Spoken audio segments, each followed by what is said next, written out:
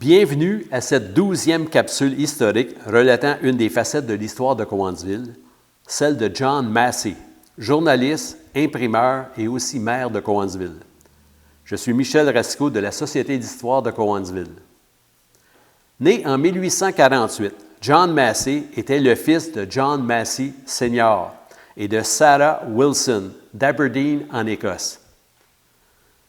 En 1851, la famille Massey quitte l'Écosse à bord d'un navire et arrive à Montréal après une traversée de 7 semaines. De Montréal, ils se rendent à Saint-Hyacinthe par train, puis à Granby par diligence. John Massey père était un meunier de grande expérience et il pratiquera ce métier pendant une vingtaine d'années dans la région. La famille Massey déménage à Cowansville au début des années 1860. John Massey fils étudie au Missisquoi High School. Cette école était située sur le présent site de la résidence pour personnes âgées, le Panier Fleuri, au 419 rue Principale. Après ses études, Massey devient apprenti imprimeur pour un journal de Montréal.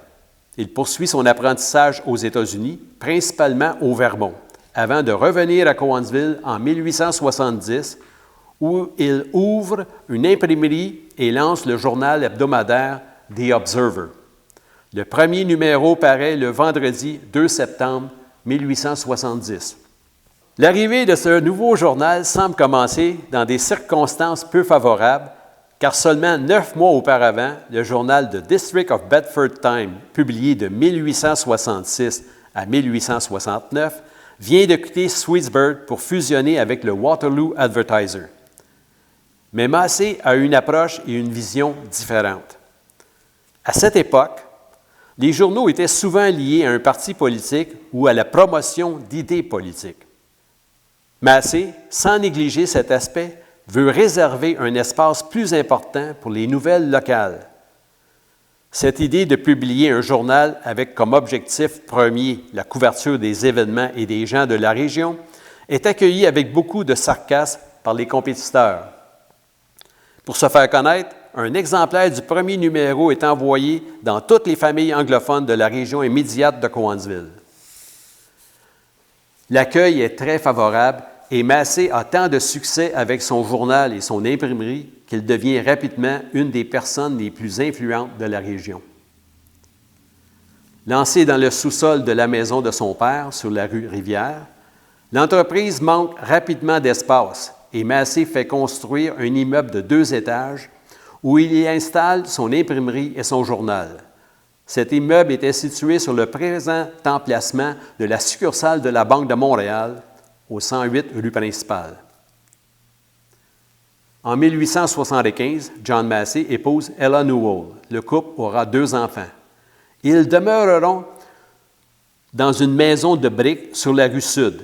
Cette maison sera démolie en 1950 pour faire place au bureau de poste de Cowansville.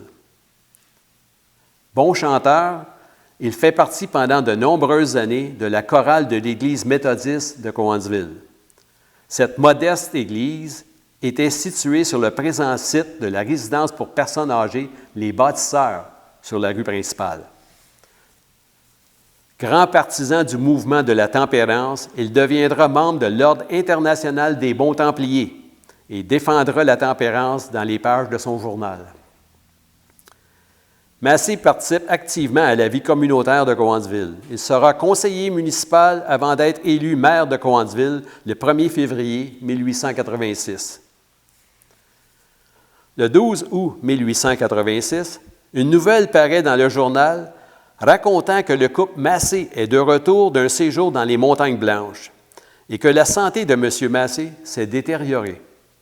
Il décède le 27 octobre 1886 à l'âge de 38 ans, seulement 6 mois après avoir été élu maire.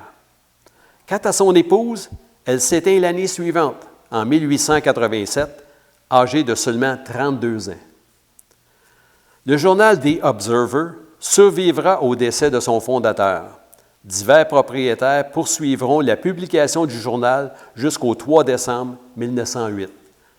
Voilà, c'était l'histoire de John Massey, journaliste, imprimeur et maire de Cowansville.